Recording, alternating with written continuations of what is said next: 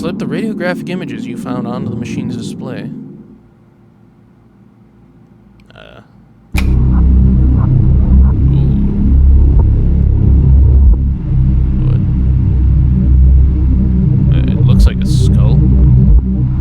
Propagation number 21. Day 19 after dormancy. Nth vacuum broken? Yes. Term at 21 days. Notes in detail.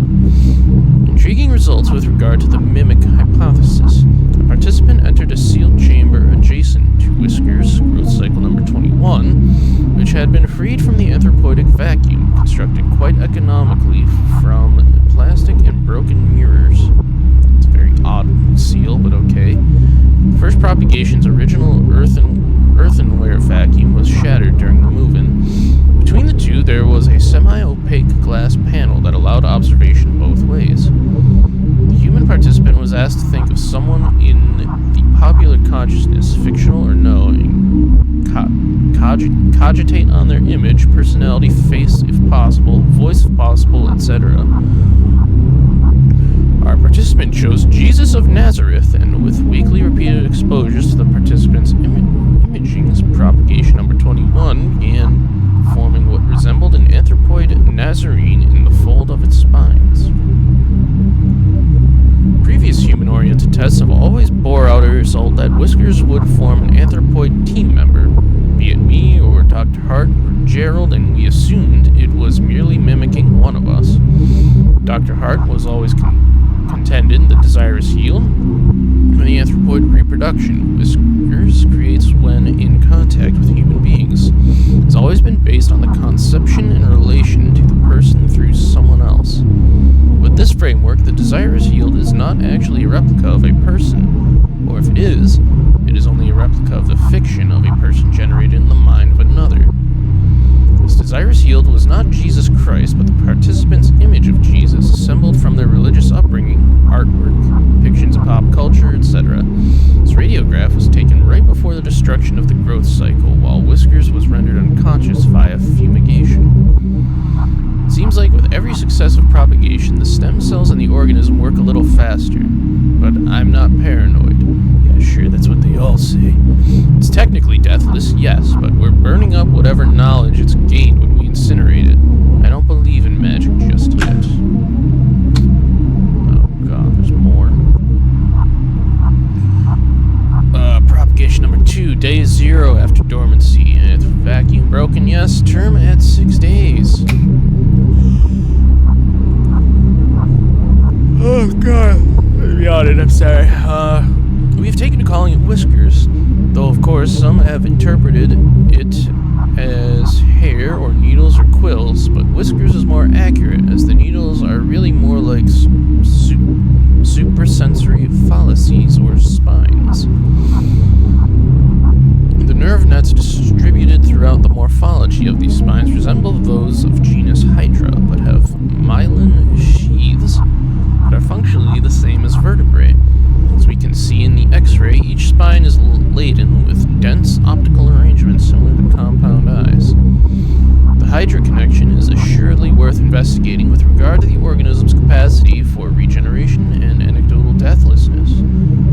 It certain is a robust enough creature to inspire marvel that is not untinged with fear. Spoopy. These are there, just 2, 14, 5, 12. Okay, so we got 2 more. Day 14 after dormancy. Nth vacuum broken? No. Term at 16 days. Exposure to mammalian forms, part of a series of zoomorphic influences, led to further understanding of the propagation's ability to stimulate the somatic stem cells that constitute fully developed animals. I write simulate in the previous statement because examining the tissue of each propagation leads me to believe its amazing capacity for accelerated growth of vastly different forms comes from its cell-level mutability. And yet at no time does it function as the thing it becomes, except in the sense that it mimics it. That is to say, when Whiskers is removed from dormancy and replicates a rabbit's morphology, it is not seeing from the rabbit's eyes nor smelling the rabbit's nose, but pretending that it does and doing a very good job of it. Propagation number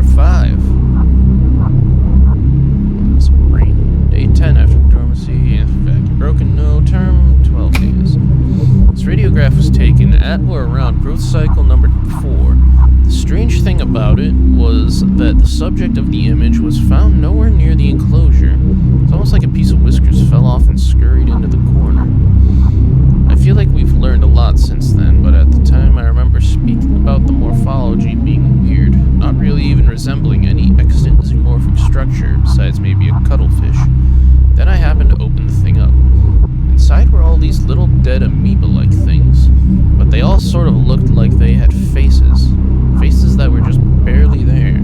After I took the radiograph, I gathered it up and went to go through it in the biohazard bin. As I walked by the bars of the enclosure, I could hear Whiskers suddenly going wild, flopping around and grunting excitedly. Where could it have smelled the cuttlefish thing? Would it eat its own production? I guess it's technically flesh. This is beyond the scope of the project, but it could be that without the stimulus of an active brain, or more specifically a healthy and active brain capable of face recognition and theory of mind, Whiskers begins to pull whatever it can from the limited data available from it. Again, this is not a focus at this time, but I left a note for Dr. Hart just in case he wanted to take a look. Well, alright then. It was all very creepy. Go to kitchen corner. Search upper fridge. Lettuce! And lower fridge. Brown banana.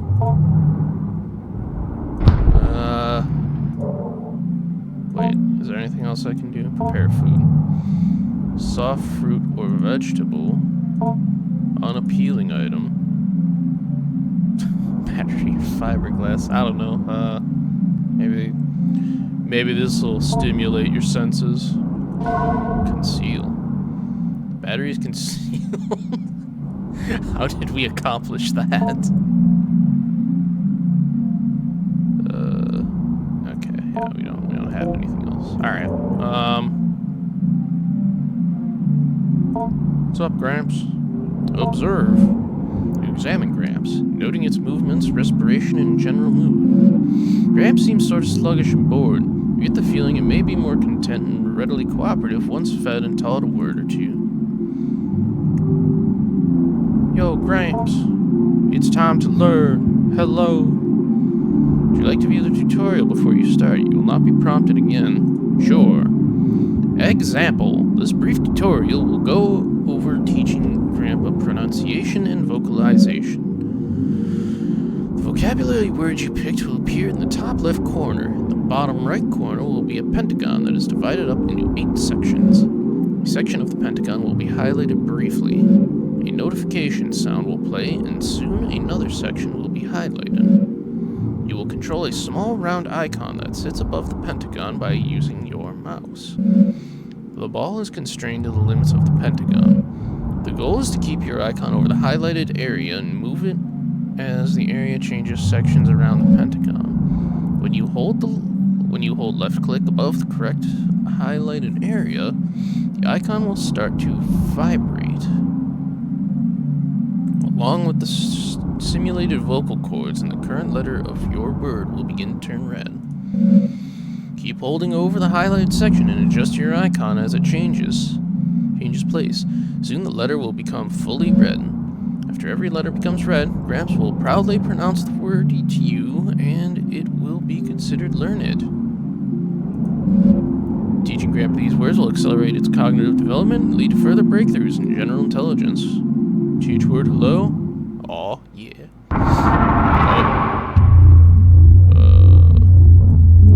What the?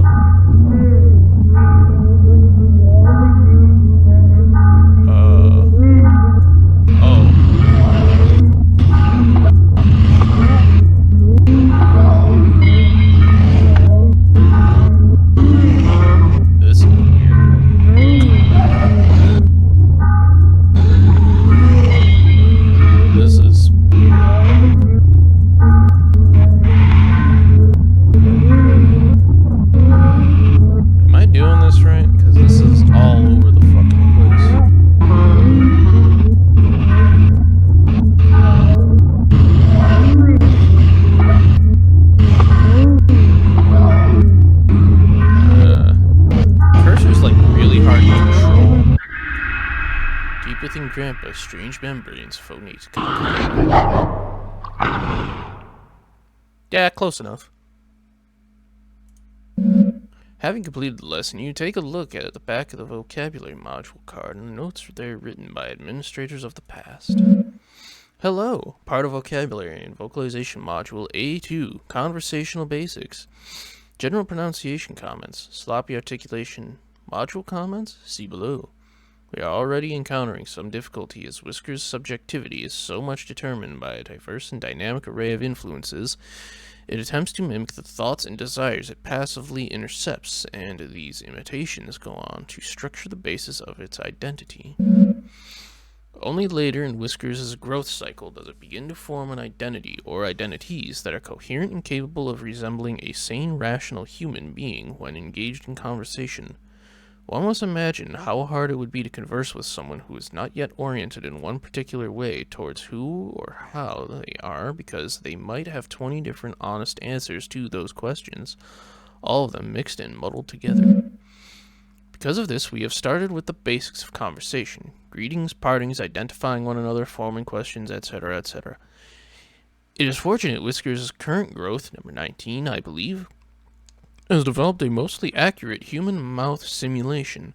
Hello was a bit of a challenge in the previous growth, as it had failed to develop an adequate organ to act as a human tongue. You step away from the bars and store the module card at the document table. Okay, that was one.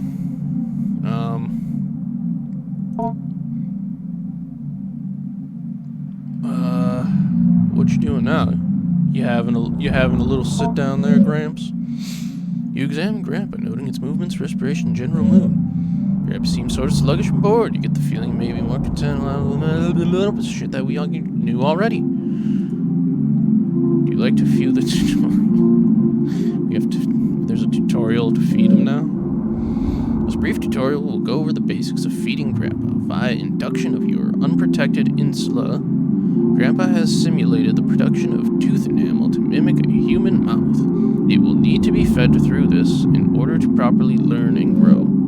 First, you will need to select an item from the lunchbox. Click on the lunchbox in the bottom right corner. It's going to be down there. The contents of the lunchbox will be displayed. Nice food, bad food. Select an item from the lunchbox. Doing so will fill your hand with this item. Note that any food can be put back into the lunchbox by clicking on the lunchbox with a full hand. Before Gramps can be fed, it must judge the food by smell. Hover your hand above Grandpa's olfactory bulbs. If Gramps is pleased, it will allow you to feed it. Most foods Gramps will accept. However, getting Grandpa to consume other things requires some culinary deception. When Gramps is willing to be fed, hover your hand over its mouth and click. Gramps will then consume the food. Good luck feeding Grandpa! Approach a small window. Click on Gramps' nostrils left of... What the fuck? Okay. Handful of food. Sure. Nostrils. Where? Left of his mouth, a handful of food. I have no idea.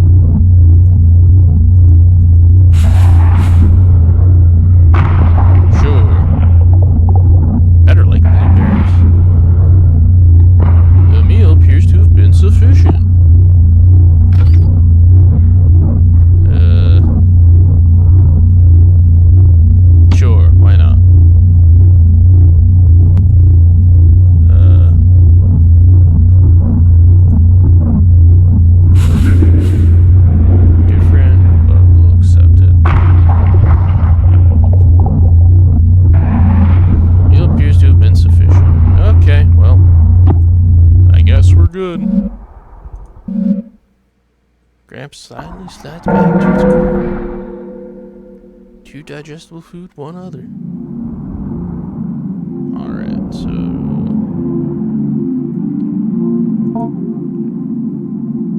What you doing, buddy? Movements, respiration, Gramps seems sort of sluggish. Okay, more garbage. Examine stomach contents. Ooh! Still somewhat wet. Thanks, Gramps. What's down here? And it pops open. Photo of your mother as a young woman. The recognition of this face kicks off a cascade of emotion and meaning deep within your psyche. Wow. So, the parents have something to do with this, do they?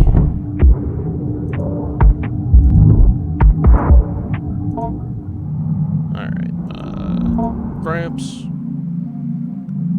We need to teach you another word. Gramps. Alright.